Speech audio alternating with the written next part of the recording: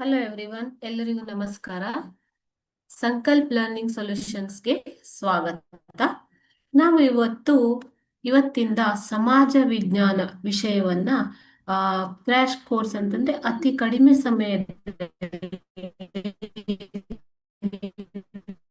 ಹೇಗೆ ಎಕ್ಸಾಮ್ಗೆ ಪ್ರಿಪೇರ್ ಆಗಬೇಕು ಅಥವಾ ಇಂಪಾರ್ಟೆಂಟ್ ಕ್ವಶನ್ಸ್ ಯಾವ್ದು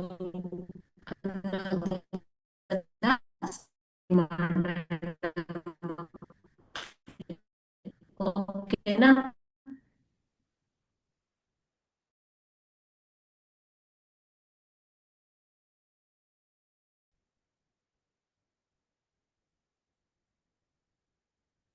ಓಕೆ, ಸಮಾಜ ಓದ್ಕೋತಾ ಇದ್ದೀರಲ್ವಾ ಎಕ್ಸಾಮ್ಗೆ?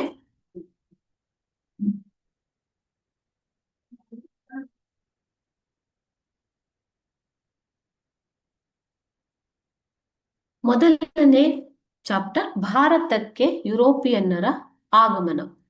ಸೊ ಭಾರತಕ್ಕೆ ಯುರೋಪಿಯನ್ನರ ಆಗಮನ, ಬೇರೆ ಬೇರೆ ಆ ಯುರೋಪ್ ದೇಶದವರು, ಫ್ರೆಂಚರು, ಡಚ್ಚರು, ಪೋರ್ಚುಗೀಸರು, ಬ್ರಿಟಿಷರು ಭಾರತಕ್ಕೆ ಅವರ ಆಗಮನ ಆದ ಮೇಲೆ ಹೇಗೆ ಆಯ್ತು ಆಗಮನ ಅನ್ನೋದನ್ನ ನೀವು ಈ ಚಾಪ್ಟರ್ ಅಲ್ಲಿ ಕಲಿತಾ ಹೋಗ್ತೀರಾ. ಓಕೆ,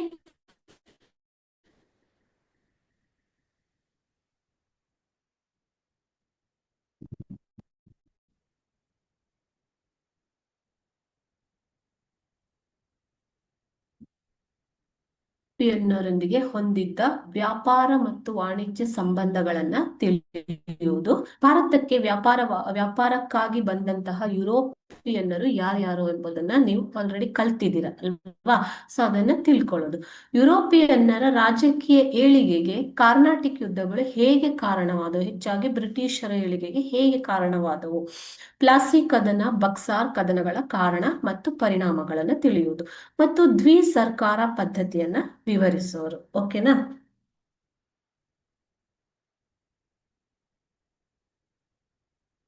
ಸೊ ಈ ಒಂದು ಪಾಠದಿಂದ ನಿಮ್ಗೆ 3 ಅಂಕದ ಒಂದು ಪ್ರಶ್ನೆ ಬರುತ್ತೆ. ಸೊ ಟೋಟಲ್ ನಿಮ್ಗೆ ಈ ಒಂದು ಪಾಠದಿಂದ 3 ಅಂಕಗಳಿಗೆ ಪ್ರಶ್ನೆಗಳನ್ನ ಕೇಳ್ತಾರೆ. ಓಕೆ, ಸೊ ಅಂದ್ರೆ ಪೊಟೆನ್ಶಿಯಲ್ ಇಷ್ಟು ವರ್ಷದಿಂದ ಹೇಳ್ತಾ ಇರೋದು 3 ವರ್ಷದ 3 ಅಂಕದ ಒಂದು ಪ್ರಶ್ನೆ. ಇವಾಗ ನಾವು ಇದರಲ್ಲಿ ಇಂಪಾರ್ಟೆಂಟ್ ಕ್ವಶನ್ಸ್ ಅಂದ್ರೆ ಅತಿ ಮಹತ್ವವಾದಂತಹ ಪ್ರಶ್ನೆಗಳನ್ನ ಮಾತ್ರ ನಾವು ಇವತ್ತು ಸ್ಟಡಿ ಮಾಡ್ತೀವಿ ಮಕ್ಕಳು, ಕ್ರ್ಯಾಶ್ ಕೋರ್ಸ್ ಆಗಿರೋದ್ರಿಂದ. ಹಾಗಂತ ಬರೀ ಇಷ್ಟೇ ಓದ್ಕೊಳ್ಳೋದು ಅಂತ ಅಲ್ಲ, ಸೊ ಇಂಪಾರ್ಟೆನ್ಸ್ ಇದಕ್ಕೆ ಕೊಟ್ಟು ನೀವು ಓದ್ಕೊಳ್ಳುವಂಥದ್ದು. ಓಕೆ, ಭಾರತಕ್ಕೆ ಹೊಸ ಜಲಮಾರ್ಗವನ್ನ ಕಂಡುಹಿಡಿದವರು ಯಾರು?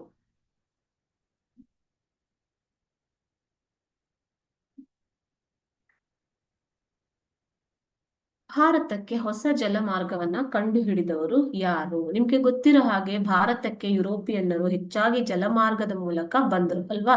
ಸೊ ಇದರಲ್ಲಿ ಮೊದಲು ಬಂದವರು ಅಂತಂದ್ರೆ ಪೋರ್ಚುಗೀಸರು, ಕೊನೆಯದಾಗಿ ಭಾರತವನ್ನ ಬಿಟ್ಟವರು ಅಂದ್ರೂ ಕೂಡ ಪೋರ್ಚುಗೀಸರೇ. ಸೊ ಇವಾಗ ಭಾರತಕ್ಕೆ ಹೊಸ ಜಲ ಮಾರ್ಗವನ್ನ ಕಂಡುಹಿಡಿದವರು ಯಾರು ಅಂತ ಕೇಳಿದ್ದಾರೆ. ಆಪ್ಷನ್ಸ್ ನೋಡಿ. Option A Vasco da Gama, option B Dupleix, option C ಅಲ್ಮೆಡಾ, option D Albuquerque. ಸರಿಯಾದ ಉತ್ತರವನ್ನ ಇವಾಗ ನೋಡೋಣ.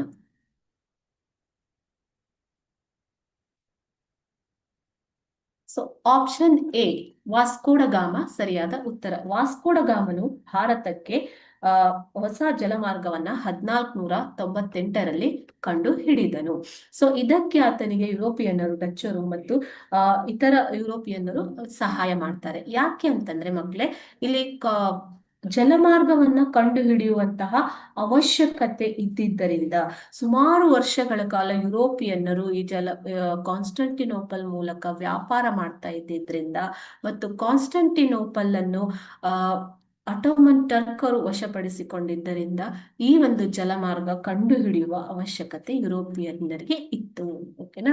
ಸೊ ಈಗ ವಾಸ್ಕೋಡಗಾಮನು ಭಾರತಕ್ಕೆ ಜಲಮಾರ್ಗವನ್ನ 1498ರಲ್ಲಿ ಕಂಡುಹಿಡಿದನು. ಆತ ಬಂದಿದ್ದು ಪಶ್ಚಿಮ ಕರಾವಳಿಯ ತೀರದ ಕಲ್ಲಿಕೋಟೆಯ ಕಾಪ್ಪಡ್ ಎಂಬಲ್ಲಿ ವಾಸ್ಕೋಡಗಾಮನು ಬಂದು ಭಾರತಕ್ಕೆ ಇಳಿದನು. ಓಕೆ, ನಿಮ್ಗೆ ಆನ್ಸರ್ ಎಷ್ಟು ವಾಸ್ಕೋಡ ಗಾಮ ಅನ್ನೋದು ಟಿಕ್ ಮಾಡಿದ್ರೆ ಆಯ್ತು. ಓಕೆನಾ ಮಕ್ಕಳೇ?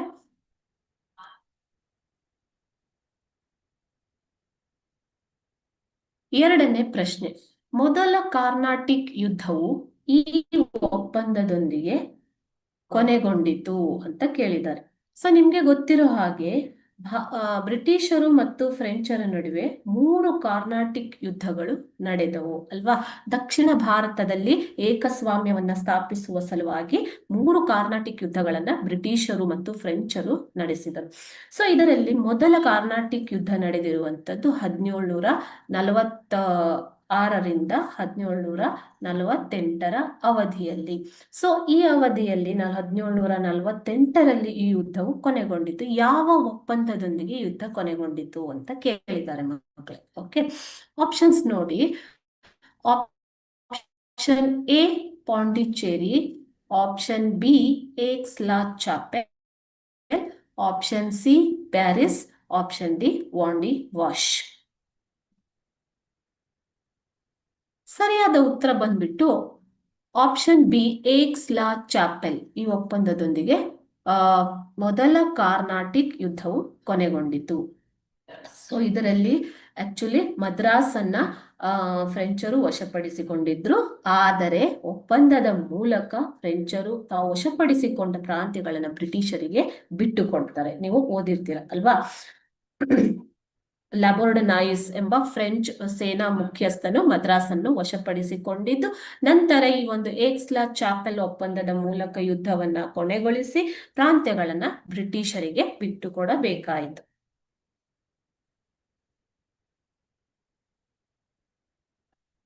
ಮೂರನೇ ಪ್ರಶ್ನೆ, ಯುರೋಪಿನ ವ್ಯಾಪಾರದ ಹೆಬ್ಬಾಗಿಲು ಎಂದು ಇದನ್ನು ಕರೆಯುತ್ತಾರೆ. ಸೊ ಯಾವುದನ್ನ ಯುರೋಪಿನ ವ್ಯಾಪಾರದ ಹೆಬ್ಬಾಗಿಲು ಅಂತ ಕರೀತಾರೆ ಮಕ್ಕಳೇ? ಆಪ್ಷನ್ಸ್ ನೋಡಿ. Rome, option B Constantinople, option C Paris ಮತ್ತು option D Riyadh. Okay, Asia ಮತ್ತು ಯುರೋಪ್ಗಳ ನಡುವೆ ಈ ಒಂದು ನಗರ ಅತ್ಯಂತ ಮುಖ್ಯವಾದ ವ್ಯಾಪಾರ ಕೇಂದ್ರವಾಗಿತ್ತು.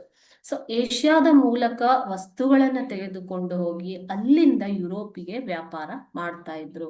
ಆದ್ದರಿಂದ ಈ ಕಾನ್ಸ್ಟಾಂಟಿನೋಪಲ್ ಅನ್ನ ಯುರೋಪಿನ ವ್ಯಾಪಾರದ ಹೆಬ್ಬಾಗಿಲು ಅಂತ ಕರೀತಾ ಇದ್ರು ಮಕ್ಕಳೇ. ಓಕೆ, ಸೊ ಸರಿಯಾದ ಉತ್ತರ ಬಂದ್ಬಿಟ್ಟು ಆಪ್ಷನ್ ಬಿ ಕಾನ್ಸ್ಟಾಂಟಿನೋಪಲ್. ಇದನ್ನ ಯುರೋಪಿನ ವ್ಯಾಪಾರದ ಹೆಬ್ಬಾಗಿಲು ಅಂತ ಕರೀತಾ ಇದ್ರು. ಏಷ್ಯಾದ ಪ್ರಾಂತ್ಯದಲ್ಲಿರುವಂತಹ ದೇಶಗಳಲ್ಲಿರುವಂತಹ ವಸ್ತುಗಳನ್ನ ಕಾನ್ಸ್ಟಾಂಟಿನೋಪಲ್ಗೆ ತೆಗೆದುಕೊಂಡು ಹೋಗಿ ಅಲ್ಲಿನ ವರ್ತಕರು ಅಲ್ಲಿಂದ ಯುರೋಪಿಗೆ ವಸ್ತುಗಳನ್ನ ಮಾರಾಟ ಮಾಡ್ತಾ ಇದ್ರು. ಸೊ ಈ ಯುರೋಪ್ ಮತ್ತು ಏಷ್ಯಾದ ನಡುವೆ ಒಂದು ಹೆಬ್ಬಾಗಿಲಾಗಿದ್ದರಿಂದ ಇದನ್ನ ಯುರೋಪಿನ ವ್ಯಾಪಾರದ ಹೆಬ್ಬಾಗಿಲು ಅಂತ ಕರೀತಾರೆ. ನಿಮ್ಗೆ ಆಮೇಲೆ ಗೊತ್ತಿದೆ ಕಾನ್ಸ್ಟಾಂಟಿನೋಪಲ್ ನ ವಶಪಡಿಸಿಕೊಂಡರು. ಸೊ ಈ ಕಾರಣದಿಂದಾಗಿ ಬೇರೆ ಬೇರೆ ಯುರೋಪಿಯನ್ನರು ಭಾರತಕ್ಕೆ ಬಂದು ಯುದ್ಧಗಳು ಉಂಟಾಗಿರುವಂತದ್ದು ಅಲ್ವಾ ಮಕ್ಕಳೇ?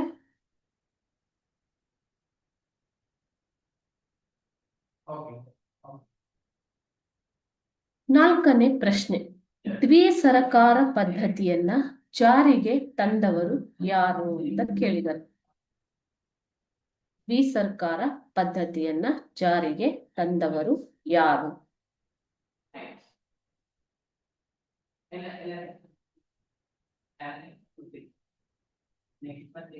ಉತ್ತರ, ದ್ವಿಸರ್ಕಾರ ಪದ್ಧತಿಯನ್ನ ಜಾರಿಗೆ ತಂದದ್ದು ಬ್ರಿಟಿಷ್ ಅಧಿಕಾರಿ ರಾಬರ್ಟ್ ಕ್ಲೈವ್.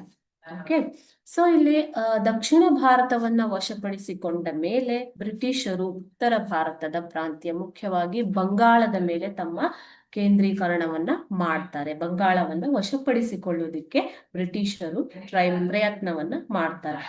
ಸೊ ಇದರ ಒಂದು ಪ್ರಯತ್ನದ ಉದ್ದೇಶದಿಂದಾಗಿ ದ್ವಿಸರ್ಕಾರ ಪದ್ಧತಿಯನ್ನ ಜಾರಿಗೆ ತಂದಂಥದ್ದು. ಬಂಗಾಳವನ್ನ ವಶಪಡಿಸಿಕೊಂಡ ಮೇಲೆ ದ್ವಿಸರ್ಕಾರ ಪದ್ಧತಿಯನ್ನ ಜಾರಿಗೆ ತಂದರು. ಈ 1765ರಲ್ಲಿ 1765 ರಾಬರ್ಟ್ ಕ್ಲೈವ್ ಎಂಬ ಅಧಿಕಾರಿಯು ಬಂಗಾಳದಲ್ಲಿ ದ್ವಿಸರ್ಕಾರ ಪದ್ಧತಿಯನ್ನ ಜಾರಿಗೆ ತಂದನು.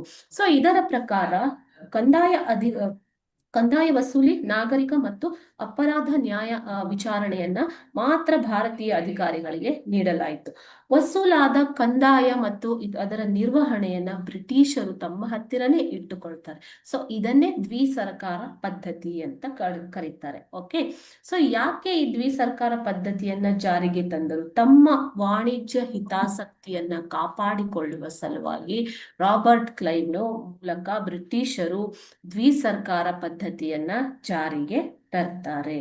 ಸೊ ಬ್ರಿಟಿಷರು ಭಾರತದಲ್ಲಿ ಈ ಪ್ರಕಾರ ಪರಮಾಧಿಕಾರವನ್ನ ಸ್ಥಾಪಿಸೋದಿಕ್ಕೆ ಸಹಾಯ ಆಗತ್ತೆ. ಬಕ್ಸಾರ್ ಕದನದ ಮೂಲಕ ಬಂಗಾಳವನ್ನ ವಶಪಡಿಸಿಕೊಂಡ ಮೇಲೆ 1765ರಲ್ಲಿ ರಾಬರ್ಟ್ ಕ್ಲೈವ್ನು ಬಂಗಾಳದಲ್ಲಿ ದ್ವಿಸರ್ಕಾರ ನೀತಿಯನ್ನ ಜಾರಿಗೆ ತರ್ತಾನೆ. ಹಲೋ, ಹೇಳಿ, ಏನಾದ್ರೂ ಡೌಟ್ ಇದೆಯಾ?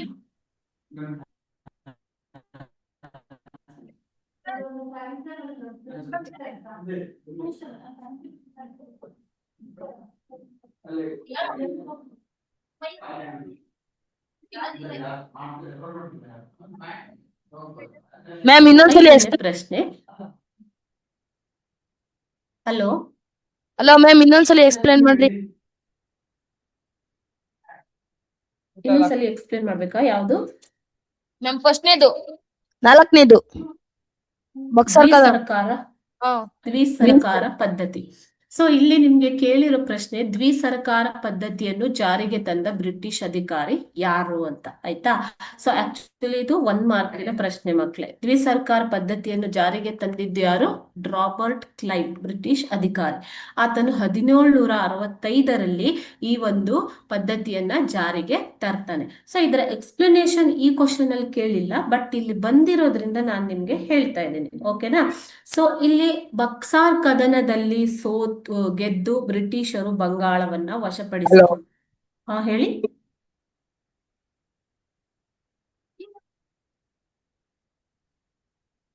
ಹಲೋ, ಹೇಳಿ. ಬಕ್ಸಾರ್ ಕದನ ನಡೆದಿದ್ದು ಯಾವಾಗ? 1764ರಲ್ಲಿ ಅಲ್ವಾ? ಸೊ ಅಲ್ಲಿ ಬಂಗಾಳ, ಬಿಹಾರ ಮತ್ತು ಒರಿಸ್ಸಾದ ನಿಜವಾದ ಒಡೆಯರು ಬ್ರಿಟಿಷರು ಎಂದು ಸಾಬೀತಾಗಿದ್ದು ಬಕ್ಸಾರ್ ಕದನದಲ್ಲಿ ಅಲ್ವಾ ಮಕ್ಕಳೇ? ಸೊ 1765ರಲ್ಲಿ ರಾಬರ್ಟ್ ಕ್ಲೈವ್ನು ದ್ವಿಸರ್ಕಾರ ಪದ್ಧತಿಯನ್ನ ಜಾರಿಗೆ ತರ್ತಾನೆ. ಸೊ ಇದರ ಪ್ರಕಾರ ಕಂದಾಯ ವಸೂಲಿ, ನಾಗರಿಕ ಮತ್ತು ಅಪರಾಧ ನ್ಯಾಯ ನಿರ್ವಹಣಾ ವ್ಯವಸ್ಥೆಯನ್ನು ಭಾರತೀಯ ಅಧಿಕಾರಿಗಳಿಗೆ ನೀಡಲಾಯಿತು. ಆದರೆ ಕಂದಾಯ ನಿರ್ವಹಣೆ ಮತ್ತು ಆಡಳಿತ ಅದನ್ನ ಬ್ರಿಟಿಷರು ತಮ್ಮ ಬಳಿಯೇ ಇಟ್ಕೋತಾರೆ. ಸೊ ಅಲ್ಲಿಗೆ 2 ರೀತಿಯ ಆಡಳಿತ ಆಯ್ತು ಅಲ್ವಾ? ಹಲೋ ಹಲೋ, 1ನೇ ಕ್ವಶನ್ ಇಂದ ಮಾಡಿ. 1 ಸೆಕೆಂಡ್.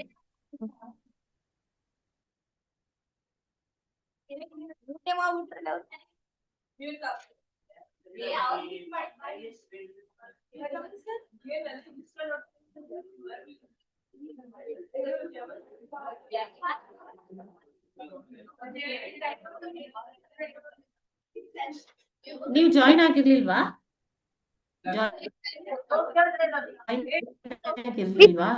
ಮಿಸ್ ಏನು ಮಿಸ್ ಲೇಟ್ ಆಗಿ ಜಾಯಿನ್ ಆದ್ವಿ, ಅದಕ್ಕೆ 1ನೇ ಕ್ವಶನ್ ಇಂದ ಮಾಡಿ. ಜಾಯಿನ್ ಆಗಿರ್ಲಿಲ್ವಾ ನೀವು? ಫಸ್ಟ್ ಕ್ವಶನ್ ನೋಡಿಲ್ವಾ? ಇಲ್ಲ ಮಿಸ್, ನೆಟ್ವರ್ಕ್ ಸಿಗ್ತಲ್ಲ.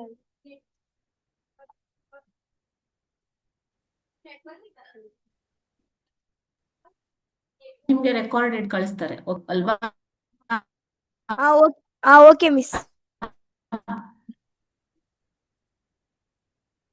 ಕೇಳಿ. ಓಕೆನಾ?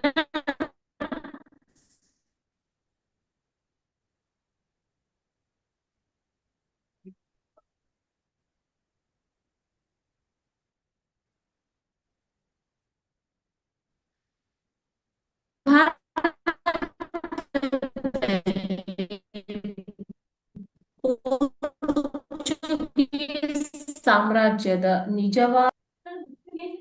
ನಿಜವಾದ ಸ್ಥಾಪಕ ಅಲ್ಫೋನ್ಸೋ ಡಿ ಆಲ್ಬುಕರ್ಕ್.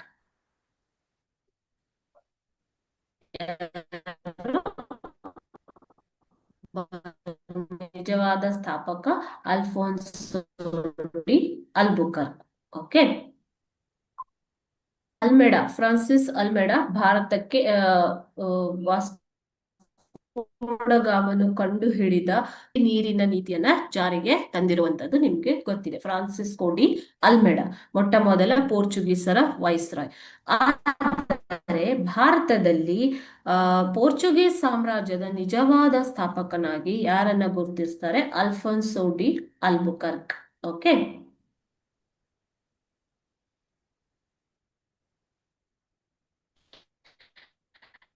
ಈತ 1510 ಸುಲ್ತಾನನಿಂದ ಗೋವಾವನ್ನ ವಶಪಡಿಸಿಕೊಳ್ತಾನೆ. ಸೊ ಗೋವಾವನ್ನ ವಶಪಡಿಸಿಕೊಂಡು ಪೋರ್ಚುಗೀಸರ ಆಡಳಿತ ಕೇಂದ್ರವಾಗಿ ಪರಿವರ್ತನೆಯನ್ನ ಮಾಡ್ತಾನೆ. ಸೊ ನಿಜವಾದ ಸಾಮ್ರಾಜ್ಯದ ಸ್ಥಾಪಕನನ್ನಾಗಿ ನಾವು ಯಾರನ್ನ ಗುರುತಿಸ್ತೀವಿ? Alfonso D Albuquerque.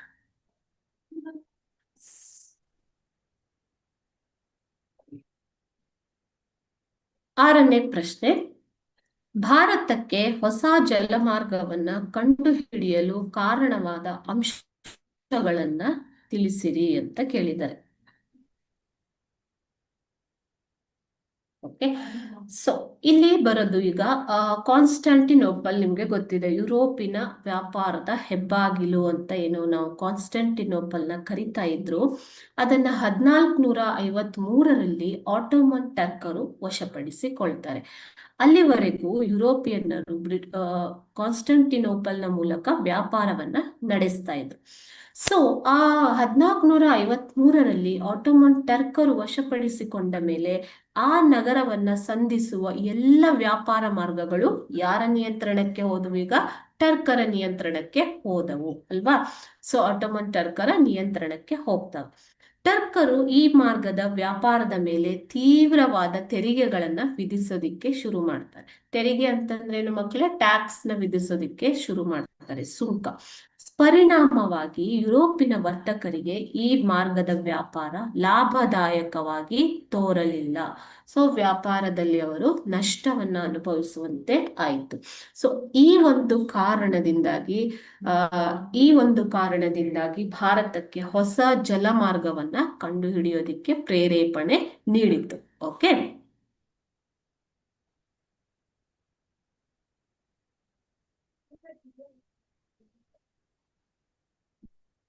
ಏಳನೇ ಪ್ರಶ್ನೆ, ಎರಡನೆಯ ಕಾರ್ನಾಟಿಕ್ ಯುದ್ಧದ ಪರಿಣಾಮಗಳು ಯಾವುವು ಅಂತ ಕೇಳಿದ್ದಾರೆ. ಎರಡನೆಯ ಕಾರ್ನಾಟಿಕ್ ಯುದ್ಧದ ಪರಿಣಾಮಗಳು ಯಾವುವು ಅಂತ ಕೇಳಿದ್ದಾರೆ ಮಕ್ಕಳು. ಓಕೆ, ಸೊ ಎರಡನೇ ಕಾರ್ನಾಟಿಕ್ ಯುದ್ಧ, ಎಷ್ಟು ಕಾರ್ನಾಟಿಕ್ ಯುದ್ಧಗಳು ನಡೆದಿವೆ?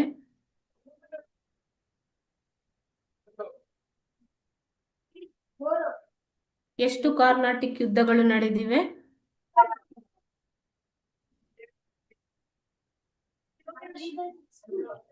ಎಷ್ಟು ಕಾರ್ನಾಟಿಕ್ ಯುದ್ಧಗಳು ನಡೆದಿವೆ?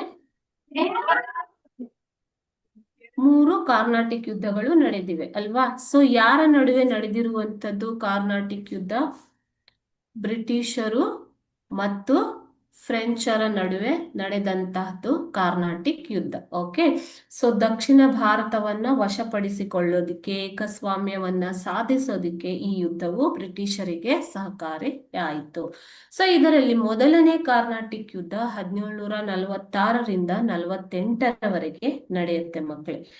ಎರಡನೇ ಕಾರ್ನಾಟಿಕ್ ಯುದ್ಧವು 1749ರಿಂದ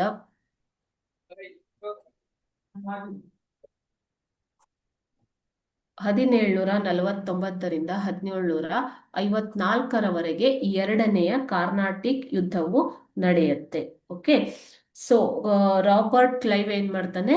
ಕಾರ್ನಾಟಿಕ್ನ ರಾಜಧಾನಿ ಆರ್ಕಾಟಿನ ಮೇಲೆ ಆಕ್ರಮಣ ಮಾಡಿ ಫ್ರೆಂಚರು ಮತ್ತು ಚಂದಾ ಸಾಹೇಬನನ್ನ ಸೋಲಿಸ್ತಾನೆ. ಓಕೆ, ಚಂದಾ ಸಾಹೇಬನನ್ನ ನವಾಬನನ್ನಾಗಿ ನೇಮಿಸಲಾಗಿತ್ತು. ಆದರೆ ಎರಡನೇ ಕಾರ್ನಾಟಿಕ್ ಯುದ್ಧದ ಪರಿಣಾಮವಾಗಿ ಇಂಗ್ಲಿಷ್ ಈಸ್ಟ್ ಇಂಡಿಯಾ ಕಂಪನಿಯ ಅಧಿಕಾರಿ ರಾಬರ್ಟ್ ಕ್ಲೈವ್ನು ಕರ್ನಾಟಕದ ರಾಜಧಾನಿ ಆರ್ಕಾಟಿನ ಮೇಲೆ ಆಕ್ರಮಣ ಮಾಡಿ ಫ್ರೆಂಚರು ಮತ್ತು ಚಂದಾ ಸಾಹೇಬನನ್ನ ಸೋಲಿಸಿದ್ದಷ್ಟೇ ಅಲ್ಲದೆ ಅಂತಿಮವಾಗಿ ಈ ಯುದ್ಧದಲ್ಲಿ ಚಂದಾ ಸಾಹೇಬನನ್ನ ಬಂಧಿಸಿ ಹತ್ಯೆ ಕೂಡ ಮಾಡಲಾಯಿತು.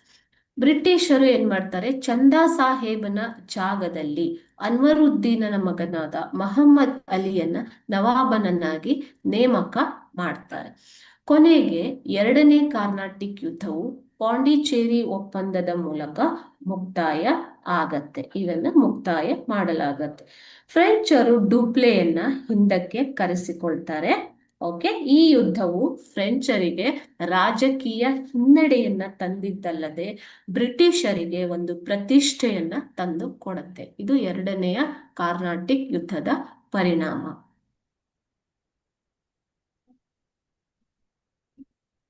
ಓಕೆನಾ?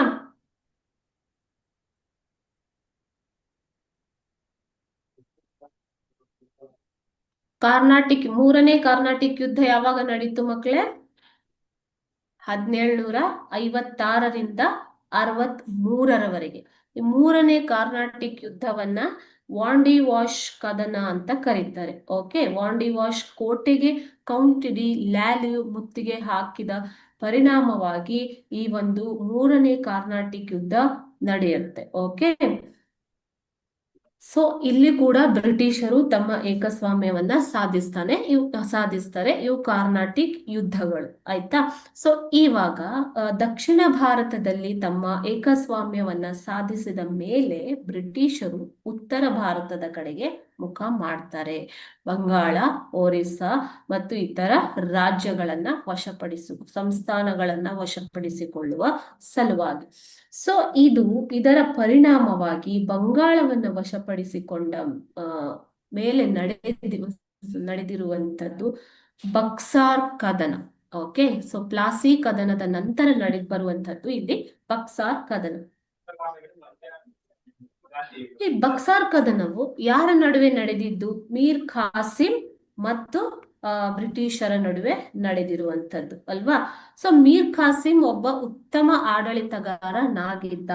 ಹಿನ್ನೆಲೆ ಜಸ್ಟ್ ನಿಮ್ಗೆ ಹೇಳ್ತಾ ಇದ್ದೀನಿ, ಎಲ್ಲ ಫುಲ್ ಪಾಠ ಕವರ್ ಮಾಡಕ್ ಆಗಲ್ಲ.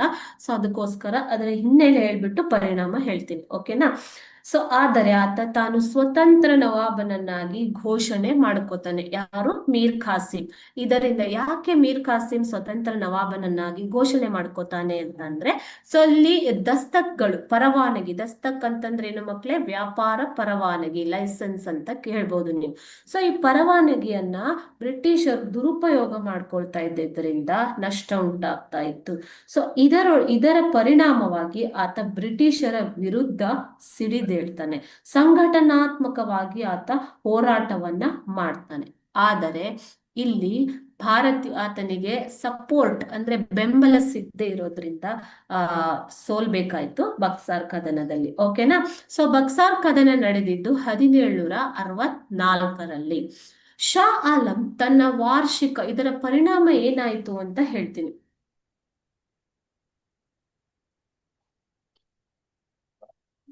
ಎರಡನೇ ಶಾ ಆಲಂಗೆ ಬ್ರಿಟಿಷ್ ಈಸ್ಟ್ ಇಂಡಿಯಾ ಕಂಪನಿಯು ಬಂಗಾಳದ ಮೇಲಿನ ದಿವಾನಿ ಹಕ್ಕನ್ನ ಎರಡನೇ Shah Alam British company, East India ಕಂಪನಿಗೆ ನೀಡ್ತಾನೆ. ಶಾ ಆಲಂ ಇದಕ್ಕೆ ವಾರ್ಷಿಕ 26 ಲಕ್ಷ ರೂಪಾಯಿಗಳನ್ನ ಪಡೆದು ಬಂಗಾಳದ ಮೇಲಿನ ತನ್ನ ಎಲ್ಲ ಹಕ್ಕನ್ನ ಬಿಟ್ಟು ಕೊಡಬೇಕಾಯಿತು. ಔಧನ ನವಾಬನಾದ ಶುಜುದ್ದೌಲನು ಕಂಪನಿಗೆ ಯುದ್ಧ ನಷ್ಟ ಪರಿಹಾರವಾಗಿ 50 ಲಕ್ಷ ರೂಪಾಯಿಗಳನ್ನ ಕೊಡಬೇಕಾಯ್ತು. ಯುದ್ಧ ನಷ್ಟ ಅಂತಂದ್ರೆ ಬ್ರಿಟಿಷರ ವಿರುದ್ಧ ಸಂಘಟನಾತ್ಮಕವಾಗಿ ಇವರೆಲ್ಲ ಹೋರಾಟ ಮಾಡಿರ್ತಾರೆ ಅಲ್ವಾ, ಔಧನ ನವಾಬನ ಜೊತೆ ಸೇರಿಕೊಂಡು. ಸೊ ಔಧನ ನವಾಬ ಏನ್ ಮಾಡ್ಬೇಕಾಯ್ತು?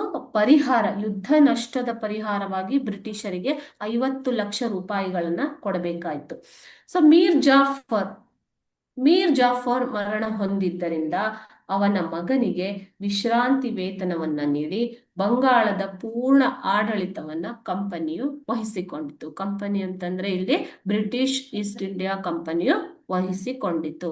ಸೊ ಈ ಮೂಲಕ ಈ ಬಕ್ಸಾರ್ ಕದನದಲ್ಲಿಯೂ ಕೂಡ ಬ್ರಿಟಿಷರು ಮೇಲ್ಗೈಯನ್ನ ಸಾಧಿಸ್ತಾರೆ. ಇದು ಬಕ್ಸಾರ್ ಕದನದ ಪರಿಣಾಮ.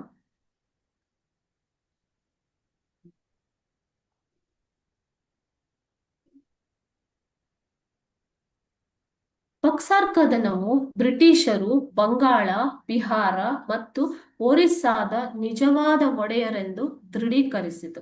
ಅಂತಂದ್ರೆ ಇಲ್ಲಿ ಬೆಂಬಲ ಸಿಗ್ಲಿಲ್ಲ ಮೀರ್ ಕಾಸಿಂಗೆ, ಇದರಿಂದಾಗಿ ಆತ ಸೋಲಬೇಕಾಯ್ತು. 1765ರಲ್ಲಿ, ಸಾರಿ 1965 ಅಲ್ಲ, 1765ರಲ್ಲಿ, ಓಕೆನಾ. ಸೊ 1765ರಲ್ಲಿ ರಾಬರ್ಟ್ ಕ್ಲೈವ್ನು ದ್ವಿಸರ್ಕಾರ ಪದ್ಧತಿಯನ್ನ ಬಂಗಾಳದಲ್ಲಿ ಜಾರಿಗೆ ತರ್ತಾನೆ. ಸೊ ಈ ಮೂಲಕ ಬಂಗಾಳದ ಆಡಳಿತವನ್ನ ಬ್ರಿಟಿಷರು ತಮ್ಮ ಕೈಗೆ ತೆಗೆದುಕೊಳ್ತಾರೆ. ಇದು ಬಕ್ಸಾರ್ ಕದನದ ಪರಿಣಾಮ.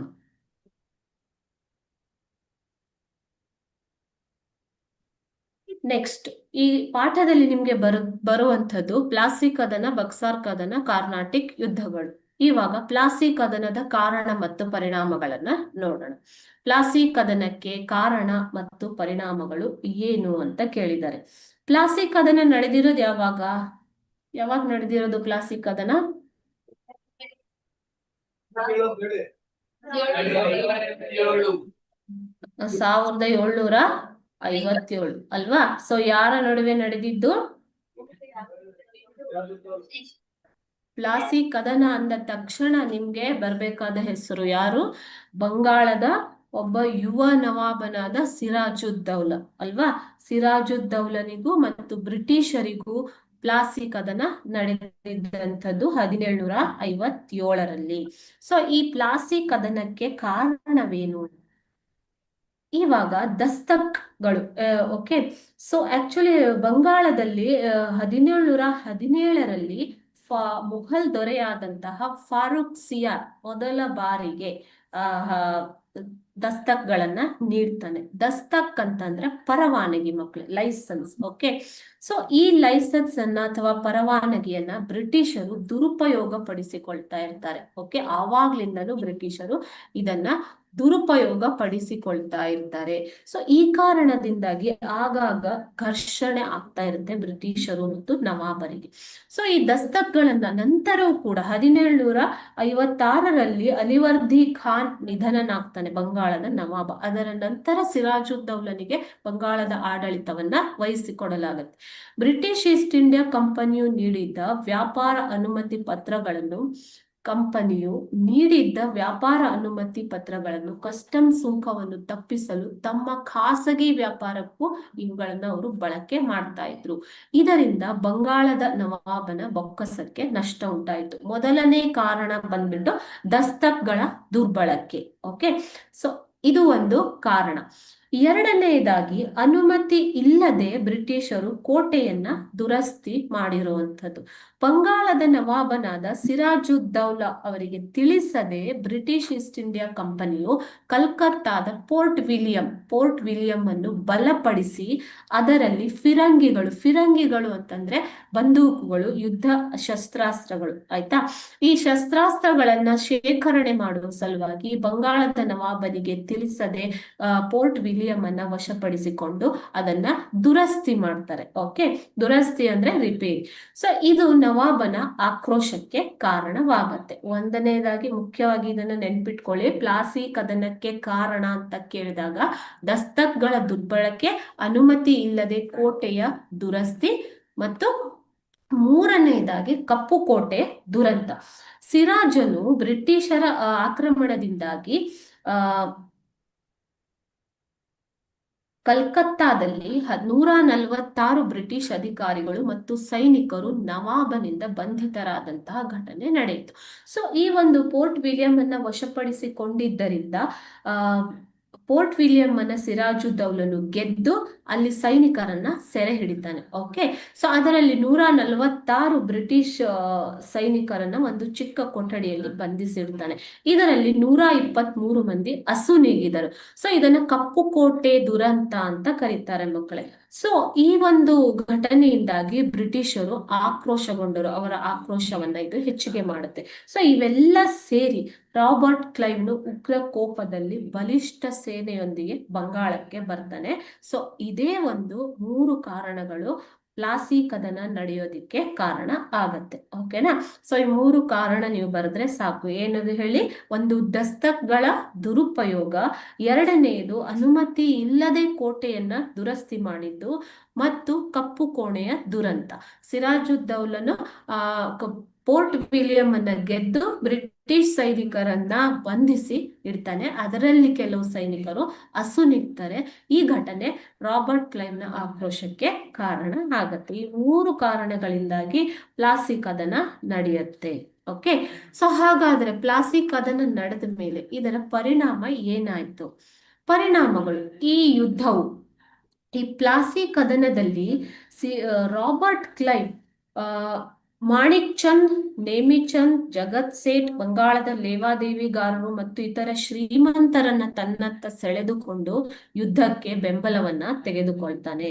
ಸೊ ಮೀರ್ ಜಾಫರ್ನಿಗೂ ಕೂಡ ನವಾಬನನ್ನಾಗಿ ಮಾಡುವ ಆಮಿಷ ಒಡ್ಡಿ ಆತನ ಬೆಂಬಲವನ್ನು ಕೂಡ ರಾಬರ್ಟ್ ಕ್ಲೈವ್ ಪಡೆದುಕೊಳ್ತಾನೆ. ಸೊ ಈ ಎಲ್ಲ ಬೆಂಬಲವನ್ನ ಆತ ಪಡೆದುಕೊಂಡಿದ್ದರಿಂದ ಇಲ್ಲಿ ಸಿರಾಜುದ್ದೌಲನಿಗೆ ಸೋಲಾಗತ್ತೆ ಪ್ಲಾಸಿ ಕದನದಲ್ಲಿ.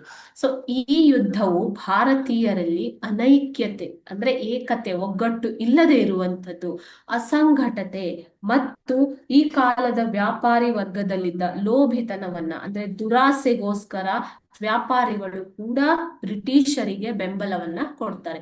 ಸೊ ಈ ಎಲ್ಲ ಒಂದು ಭಾರತೀಯರಲ್ಲಿ ಇದ್ದಂತಹ ಗುಣವನ್ನ ಈ ಒಂದು ಪ್ಲಾಸಿ ಕದನ ತೋರಿಸಿಕೊಟ್ಟಿತ್ತು, ಪ್ರದರ್ಶಿಸಿತು. ಮೀರ್ ಜಾಫರ್ ಬಂಗಾಳದ ನವಾಬನಾಗ್ತಾನೆ. ಸಿರಾಜುದ್ದೌಲನನ್ನ ಸೋಲಿಸಿ ಸೆರೆ ಹಿಡಿದು ಕೊಲ್ಲಲಾಯಿತು. ಅದರ ನಂತರ ಮೀರ್ ಜಾಫರ್ನನ್ನ ಬ್ರಿಟಿಷರು ಬಂಗಾಳದ ನವಾಬನನ್ನಾಗಿ ಮಾಡ್ತಾರೆ. ಕಂಪನಿಯು ಬಂಗಾಳ ಪ್ರಾಂತ್ಯದಲ್ಲಿ ವ್ಯಾಪಾರ ನಡೆಸಲು ಅನಿರ್ಬಂಧಿತ ಹಕ್ಕನ್ನ ಪಡೆಯುತ್ತೆ. ಯಾರಿಂದ? ಮೀರ್ ಜಾಫರ್ನಿಂದ ಕಂಪನಿಯು ಬಂಗಾಳ ಪ್ರಾಂತ್ಯದಲ್ಲಿ ವ್ಯಾಪಾರ ನಡೆಸಲು ಅನಿರ್ಬಂಧಿತ, ಅನ್ಕಂಡೀಷನಲ್, ಯಾವುದೇ ಒಂದು ನಿರ್ಬಂಧವಿಲ್ಲದೆ ಅನುಮತಿಯನ್ನ ಹಕ್ಕನ್ನ ಪಡೆದುಕೊಂಡಿತು. ಸಿರಾಜನು ಕಲ್ಕತ್ತಾದಲ್ಲಿ ನಡೆಸಿದ ಆಕ್ರಮಣಕ್ಕೆ ಪರಿಹಾರವಾಗಿ, ಇವಾಗ ಸಿರಾಜುದ್ದೌಲನು ಪೋರ್ಟ್ ವಿಲಿಯಂ ಮೇಲೆ ಆಕ್ರಮಣ ಮಾಡಿರೋದು ಅಲ್ವಾ? ಸೊ ಸಿರಾಜುದ್ದೌಲನು ನಡೆಸಿದ ಆಕ್ರಮಣಕ್ಕೆ ಪರಿಹಾರವಾಗಿ ಬಂಗಾಳದ ನವಾಬನಾಗಿ ನೇಮಕವಾದ ಮೀರ್ ಜಾಫರ್ನು ಕಂಪನಿಗೆ, ನೋಡಿ ಇಲ್ಲಿ ಯಾವ ತರ, 17,70,00,000 ರೂಪಾಯಿಗಳನ್ನ ದಂಡವಾಗಿ ನೀಡಬೇಕಾಯಿತು. ಸೊ ಎಲ್ಲಾ ರೀತಿಯಿಂದಲೂ ಬ್ರಿಟಿಷರು ಭಾರತದ ನವಾಬರನ್ನ, ಮುಘಲ್ ದೊರೆಯನ್ನ ಮತ್ತು ಭಾರತದ ಇತರ ರಾಜರುಗಳನ್ನ ಯಾವ ರೀತಿ ದುರುಪಯೋಗ ಪಡಿಸಿಕೊಂಡ್ರು ಅಲ್ವಾ? ಸೊ ಇದು ಪ್ಲಾಸಿ ಕದನದ ಪರಿಣಾಮ.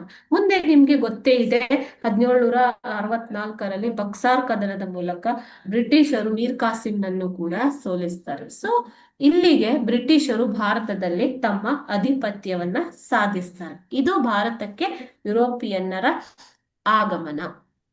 ಏನಾದ್ರೂ ಡೌಟ್ ಇದೆಯಾ?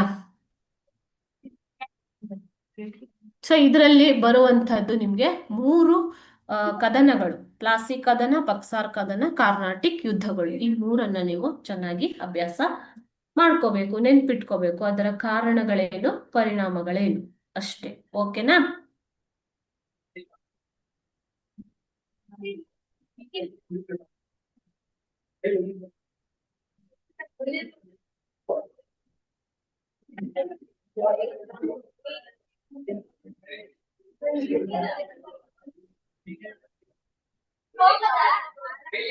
ಇವಾಗ ನೆಕ್ಸ್ಟ್ ಚಾಪ್ಟರ್ ನೋಡೋಣ.